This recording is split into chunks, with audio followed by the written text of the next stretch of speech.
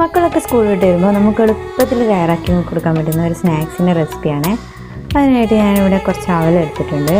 അത് ജസ്റ്റ് ഒന്ന് ചൂടാക്കുന്നുണ്ട്. ഒരുപാട് റോസ്റ്റ് ആവണ്ട.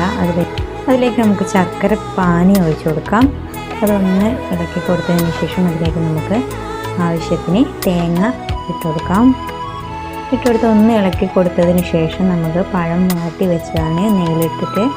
അപ്പോൾ അതും കൂടി ഇട്ടുകൊടുത്ത് നന്നായിട്ടൊന്ന് ഇളക്കി കൊടുക്കാം. നമ്മൾ പഴം വാട്ടി എളുപ്പത്തിൽ ഉണ്ടാക്കാം. എങ്കിലും നിങ്ങൾക്ക് അണ്ടിപ്പരിപ്പും മുന്തിരിയെല്ലാം റോസ്റ്റ് ചെയ്ത് ചേർക്കാവുന്നതാണ്.